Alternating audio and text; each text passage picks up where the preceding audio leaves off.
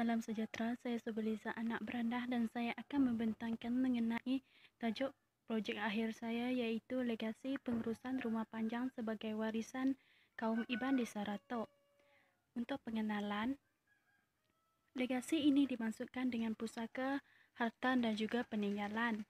Pengurusan juga merupakan satu proses untuk penyusunan, perancangan serta pengawasan ke atas usaha yang dilakukan. Rumah panjang ini didefinisikan sebagai tempat tinggal tradisional suku Dayak terutamanya kaum Iban.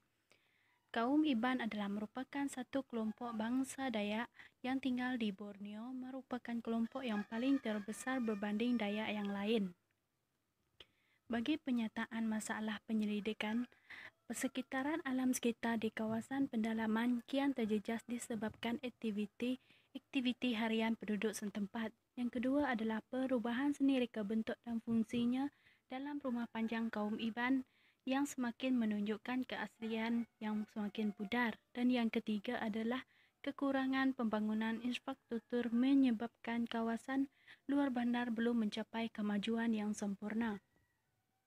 Bagi objektif penyelidikan pula, yang pertama adalah untuk mengenal pasti tahap kepuasan penduduk terhadap kebersihan dan juga keindahan alam sekitar di rumah panjang Iban di Saratok, Sarawak. Kedua adalah untuk mengkaji perubahan seni reka bentuk ruang dalam bangunan rumah panjang dan fungsinya di rumah panjang kawasan Saratok, Sarawak. Dan yang ketiga adalah untuk menganalisis tahap kepuasan penduduk terhadap pembangunan infrastruktur di rumah panjang Saratok, Sarawak. Bagi bab 2 iaitu literatur penyelidikan, secara ringkasnya, menurut Rewell pada tahun 1979, rumah panjang ini didefinisikan sebagai tempat tinggal tradisional suku Dayak terutamanya kaum Iban. Kepentingan atau sumbangan penyelidikan ini adalah tertumpu kepada penduduk rumah panjang tersebut. Yang kedua adalah menurut Safaruddin pada tahun 2017 mengatakan bahawa persekitaran alam sekitar di kawasan pendalaman kian terjejas disebabkan oleh aktiviti harian penduduk setempat. Dan yang ketiga adalah menurut Julia pada tahun 2006, perubahan seni reka bentuk ini dan fungsinya yang dalam rumah panjang semakin menunjukkan keasliannya yang semakin pudar. Dan yang terakhir adalah menurut Udin pada tahun 2001, ia mengatakan bahawa kekurangan pembangunan infrastruktur yang telah menyebabkan kawasan luar bandar ini belum mencapai kemajuan yang sempurna. Bagi bab 3 iaitu metodologi penyelidikan. Dalam penyelidikan ini, penyelidik telah menggunakan dua data iaitu data sekunder dan data primer. Bagi data primer, penyelidik telah menggunakan kaedah kualitatif dan juga kuantitatif, di mana penyelidik telah menemubual 6 orang informan dan telah menyedarkan borang soal selidik kepada 350 orang responden yang merupakan penduduk setempat. Bagi data sekunder pula, penyelidik telah menggunakan bahan perpustakaan, jurnal, artikel, internet dan juga kajian yang lepas. Dalam aspek instrumen penyelidikan, bagi kaedah kuantitatif, pertama sekali penyelidik telah menyediakan borang soal selidik dan kemudian menyedarkan kepada 350 orang responden. Yang seterusnya adalah mendapatkan maklum balas daripada responden. Yang keempat adalah mengumpul kesemua maklum balas dan menerangkannya dalam berbentuk esei. Begitu juga, penyelidik telah menggunakan carta pai untuk memudahkan penyelia melihat peratusan yang telah didapati daripada responden. Bagi kaedah kualitatif pula, pertama penyelidik menyediakan beberapa soalan dalam bentuk bahasa Melayu. Kemudian penyelidik menukarkan kepada bahasa Iban bagi memudahkan informan menjawab kehendak soalan. Yang ketiga adalah menggunakan pita perakam bagi memudahkan segala maklum balas daripada informan. Seterusnya, setelah maklumat dikumpul, penyelidik teruslah menukarkan bahasa Iban kepada bahasa Melayu bagi memudahkan penerangan dalam berbentuk esei di dalam penyelidikan ini. Bagi bab 4 iaitu analisis data dan dapatan penyelidikan. Penyelidik telah menggunakan dua kaedah tersebut iaitu kaedah kuantitatif dan juga kualitatif. Penyelidik juga turut menggunakan kaedah kualitatif dengan menemubual 6 orang informan dan menggunakan kaedah kuantitatif dengan mengedarkan borang soal selidik sebanyak 350 kepada responden. Dalam bab ini juga, penyelidik akan menghuraikan analisis dapatan melalui catapai dan penerangan berbentuk esei. Seterusnya, saya akan menerangkan mengenai analisis dapatan untuk demografi responden. Kebanyakan responden berjantina perempuan iaitu sebanyak 61% dan golongan lelaki adalah sebanyak 39%. Bagi demografi umur pula, yang terbanyak adalah lingkungan responden yang berumur 21 tahun hingga 30 tahun iaitu berkemungkinan pelajar, dan yang terendah adalah lingkungan 51 tahun hingga 60 tahun. Seterusnya adalah bagi demografi status. Sebanyak 50% yang telah berkahwin dan 3% yang terendah yang mempunyai status duda. Bagi demografi pekerjaan pula, yang terbanyak adalah 58% yang diwakili oleh responden yang bekerja sendiri termasuk petani, dan yang terendah adalah 7% yang tidak bekerja, berkemungkinan responden yang bekerja sebagai suri rumah tangga. Bagi demografi seterusnya adalah pendapatan gaji bulanan untuk responden. Kebanyakan responden adalah mewakili 30% yang berpendapatan gaji sebanyak RM850 hingga RM1,000. Yang terendah adalah mereka bergaji bawahan RM100 yang berkemungkinan responden yang mewakili pelajar yang hanya mendapat pendapatan melalui ibu bapa sahaja. Bagi demografi yang seterusnya adalah taraf pendidikan. Yang paling banyak adalah responden yang taraf pendidikan setakat SPM, dan yang terendah adalah responden yang bertaraf pendidikannya PhD dan Master iaitu hanya 1% sahaja. Bagi mencapai objektif pertama, persoalan yang telah disediakan adalah mengenai keindahan dan kebersihan luar rumah panjang. Sebanyak 38% responden yang sangat berpuas hati dengan pencapaian tersebut. Ini berkemungkinan kerana kawasan luar rumah panjang mereka agak bersih daripada kawasan rumah panjang yang lain. Namun sebanyak 25% yang tidak bersetuju. Ini berkemungkinan rumah panjang mereka tercemar sedikit akibat dengan ternakan mereka. Bagi persoalan yang kedua adalah mengenai kebersihan dan keindahan dalam rumah panjang pula. Sebanyak 44% responden yang sangat berpuas hati, namun sebanyak 6% responden yang tidak pasti akan kehendak soalan. Persoalan yang seterusnya adalah berkaitan dengan kebersihan sungai di kawasan tersebut. Sebanyak 36% responden yang pada tahap memuaskan mengenai kebersihan sungai tersebut, manakala sebanyak 10% yang diwakili oleh sangat tidak berpuas hati dan tidak pasti akan kebersihan sungai tersebut. Secara kesimpulannya, kebersihan sungai ini mencapai tahap positif oleh responden. Begitu juga bagi persoalan keindahan dan kebersihan jalan raya pula, sebanyak 35% responden pada tahap memuaskan, manakala 15% lagi sangat tidak setuju. Yang 15% ini berkemungkinan daripada responden yang tinggal di kawasan pendalaman yang belum mencapai jalan raya yang sempurna. Bagi persoalan yang seterusnya adalah mengenai kesegaran udara di kawasan rumah panjang tersebut. Sebanyak 36% responden pada tahap sangat memuaskan terhadap kesegaran udara tersebut, manakala 9% lagi diwakili oleh responden yang tidak pasti. Untuk makluman semua, udara di sekitar kawasan ini masih terjaga kerana adanya hutan tebal yang masih dipelihara. Bagi persoalan yang seterusnya adalah berkaitan dengan pekerjaan seharian, adakah menjejaskan persekitaran mereka. Sebanyak 38% responden yang sangat bersetuju dengan persoalan tersebut, manakala 7% lagi diwakili oleh responden yang tidak pasti. Ini berkemungkinan adanya pembangunan infrastruktur seperti pembinaan tiang elektrik dan juga aktiviti berhuma yang berkemungkinan menjejaskan persekitaran mereka. Persoalan yang terakhir bagi objektif 1 adalah mengenai sektor pembangunan infrastruktur yang menjejaskan alam sekitar mereka. Sebanyak 28% mereka responden yang tidak bersetuju dengan persoalan tersebut, manakala 16% lagi adalah sangat bersetuju dengan persoalan tersebut. Ini berkemungkinan kerana dalam perkawasan pendalaman seperti di Rumah Panjang ini, mereka belum mencapai kemajuan yang sempurna. Oleh itu, penjejasan terhadap pembangunan infrastruktur itu masih boleh dijaga. Bagi analisis data, objektif kedua adalah berkaitan dengan objektif kedua, iaitu mengenai untuk mengkaji perubahan seni reka bentuk ruang dalam bangunan rumah panjang. Antara persoalan yang telah diajukan oleh penyelidik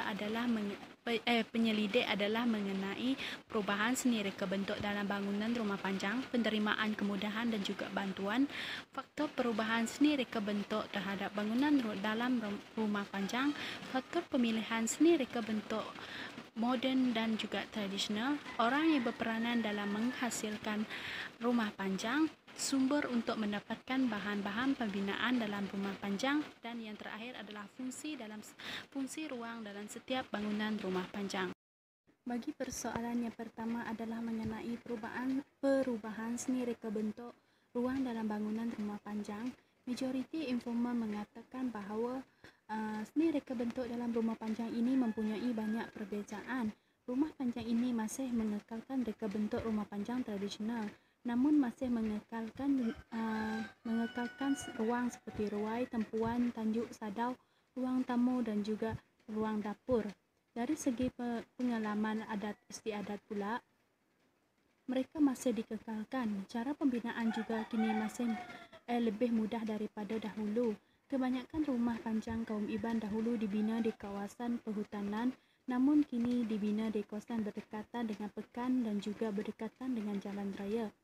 Perubahan terhadap rumah panjang adalah kerana kehendak penghuninya sendiri. Bagi persoalan kedua adalah mengenai penerimaan bantuan dan juga kemudahan untuk membina rumah panjang. Menurut informan, pada zaman dahulu ada disalurkan bantuan, namun kini lebih banyak daripada dahulu. Bantuan dari segi peralatan dan bahan lain seperti meja, kerusi, baja untuk berhuma. Turut juga bantuan seperti projek MPOB, penanaman munzangking, penanaman lada dan juga peternakan. Bantuan untuk membina dan memperbaiki rumah panjang masih pada tahap tidak memuaskan. Dalam tahun 1996, pihak kerajaan telah menyediakan peruntukan untuk membina tandas secara berkongsi dan juga diberikan enjin generator. Namun sekarang turut disediakan jalan raya dan juga kemudahan elektrik untuk memudahkan semua pihak. Zaman dahulu pernah menerima bantuan namun bukan dari pihak kerajaan. Ia hanya dari bantuan dari sebahagian daripada penduduk kampung itu sendiri, iaitu Encik Roland dan juga Encik Ramli. Iaitu mereka telah membeli tanah untuk menubuhkan kawasan perumahan ini. Ada juga beberapa buah keluarga telah menerima bantuan dari pihak kerajaan untuk memperbaiki dan untuk membaik pulih rumah panjang. Penduduk rumah panjang telah menghantar borang permohonan untuk bantuan membaik pulih ruang dalam bangunan rumah panjang, namun telah diberikan kepada beberapa buah keluarga sahaja. Bagi faktor perubahan seni reka bentuk ruang dalam bangunan rumah panjang pula, menurut informan, keunikan rumah panjang ini adalah selaras dengan pencapaian ekonomi negara. Kemahiran tukang bina juga merupakan faktor keunikan dalam rumah panjang. Pemilihan rumah panjang moden adalah ini kerana ia lebih tahan daripada rumah panjang tradisional. Perbezaannya lebih ketara dari segi bahan yang digunakan. Faktor perubahan ini adalah atas kehendak penghuni sendiri untuk membina rumah panjang moden dari segi bentuk ukiran, bahan, reka bentuk ruang dan juga kegunaan ruang pada juga mempengaruhi. Faktor perubahan berlakunya adalah kerana penggunaan bahan pembuatan dan juga kemahiran yang kurang diwarisi oleh penghuni itu sendiri. Bagi faktor pemilihan seni reka bentuk moden berbanding tradisional pula, faktor tersebut adalah kerana ingin mengikut reka bentuk rumah-rumah di bandar. Reka bentuk rumah panjang ini dibina adalah mengikut perbincangan sebulat suara penghuni-penghuni pada awal penubuhan ini. Rumah panjang moden ini lebih menarik perhatian penduduk pada masa kini. Ini juga turut kerana berfaktor daripada tukang pembina rumah panjang tradisional yang kini kurang mahir dalam pembuatannya. Faktor utama adalah kerana pencarian bahan yang lebih senang daripada membina rumah panjang yang tradisional dahulu.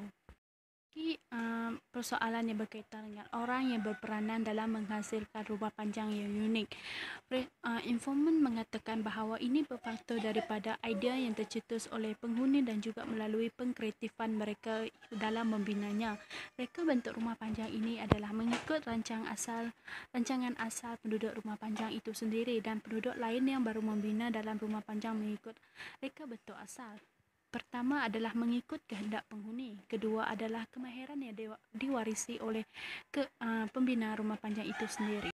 Bagi sumber untuk mendapatkan bahan-bahan pembinaan rumah panjang pula, dari segi pembuatan pula, kalau dahulu penggunaan kayu amatlah diperlukan, namun sekarang diperlukan adalah duit untuk membeli bahan pembuatan seperti simen, pasir, batu, bumbung, jubin dan juga banyak lagi.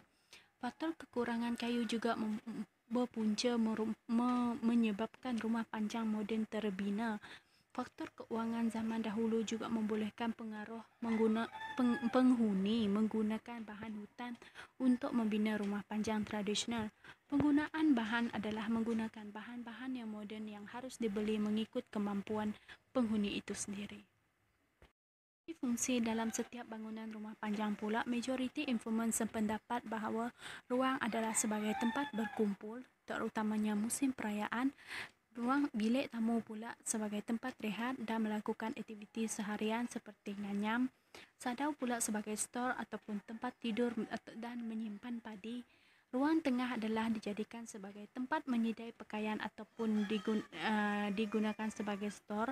Bahagian dapur pula adalah ruang memasak, dan terakhir sekali adalah bahagian paling hujung iaitu tanjung adalah untuk aktiviti miring, menyediai pakaian dan menjemur padi. Bagi analisis data untuk objektif ketiga adalah berkaitan dengan untuk menganalisis tahap kepuasan penduduk terhadap pembangunan infrastruktur dalam rumah panjang Seratok Sarawak. Pertama adalah berkaitan dengan kemudahan elektrik. Sebanyak 60% responden yang sangat berpuas hati dengan kemudahan elektrik di kawasan mereka, dan sebanyak 13% lagi mereka yang tidak berpuas hati dengan kemudahan yang diberikan. Ini berkemungkinan kerana responden yang tidak berpuas hati ini adalah antara responden yang belum menerima kemudahan tersebut. Bagi yang kedua adalah mengenai kemudahan jalan raya.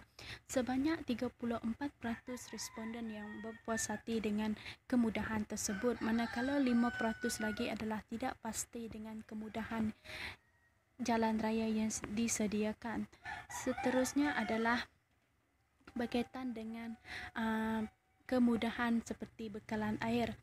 Majoriti responden sebanyak 74% mereka sangat tidak memuaskan dengan kemudahan bekalan air tersebut.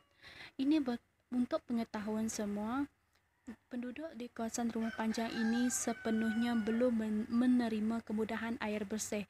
Mereka hanya berpandukan dengan air bukit sahaja ataupun air sungai semula jadi. Manakala sebanyak 10% lagi mereka yang berpuas hati. Ini berkemungkinan kerana rumah panjang satu lagi itu terletaknya berhampiran dengan sungai yang membolehkan mereka senang untuk mendapatkan bekalan air. Seterusnya adalah berkaitan dengan perkhidmatan pendidikan iaitu sekolah. Sebanyak 60% responden yang berpuas hati dengan pencapaian tersebut, dan sebanyak 12 responden lagi yang sangat memuaskan terhadap perkhidmatan tersebut. Ini berkemungkinan kerana terdapat sebuah sekolah rendah yang terletaknya berdekatan dengan rumah panjang yang memudahkan pihak penjaga ataupun ibu bapa senang untuk menghantar anak mereka ke sekolah yang berdekatan dan tidak perlu memikirkan masalah untuk menghantar anaknya ke sekolah yang lebih jauh. Bagi kemudahan yang seterusnya adalah berkaitan dengan penyediaan perkhidmatan seperti kesihatan. Sebanyak 70% responden yang tidak berpuas hati dengan penyediaan tersebut. Hal ini mungkin kerana rumah panjang di sini adalah terletaknya di kawasan pendalaman, so mereka kurang mendapat perkhidmatan tersebut kerana adanya sebuah klinik, iaitu klinik Roban yang terletak di Pekan Roban, menyebabkan mereka agak jauh untuk melewat ke pekan tersebut, dan sebanyak 6% lagi yang sangat tidak memuaskan terhadap perkhidmatan tersebut. Untuk makluman semua, penduduk rumah panjang turut dibekalkan oleh pihak kesihatan pihak kesihatan seperti ubat-ubatan untuk penyakit ringan seperti pening kepala, iaitu Panadol, dan juga ubat sakit perut. Manakala bagi penerimaan bahan keperluan lain iaitu barangan, sebanyak 61% responden yang berpuas hati dengan bantuan yang telah diberikan, dan sebanyak 12% lagi responden yang tidak berpuas hati dengan pencapaian tersebut. Untuk pengetahuan penyelia, penduduk rumah panjang di sini mereka telah menerima bantuan yang telah diberikan oleh pihak YB, iaitu seperti beja, kerusi, lansir dan banyak lagi. Namun kemudahan lain seperti untuk membina rumah panjang masih belum diperuntukkan kepada pihak penduduk rumah panjang. Bagi perkhidmatan seperti kemudahan rangkaian sesawang iaitu internet, sebanyak 66% responden yang tidak berpuas hati dengan pencapaian tersebut. Ini bukan kemungkinan kerana penduduk rumah panjang terletaknya di kawasan pendalaman menyebabkan mereka kurang menerima rangkaian sesawang seperti internet ini. Manakala sebanyak 7% lagi adalah sangat tidak berpuas hati. Ini berkemungkinan kerana datangnya dari responden yang terletak di rumah panjang yang agak jauh lagi, menyebabkan mereka sangat sukar untuk mendapatkan bekalan internet tersebut. Secara keseluruhannya, segala persoalan yang dikemukakan berpandukan objektif pertama adalah mendapat maklumat positif daripada kesemua responden dan juga informan. Bagi bab 5 iaitu kesimpulan, rumah panjang di Serato ini sepenuhnya belum mencapai kemajuan yang sempurna.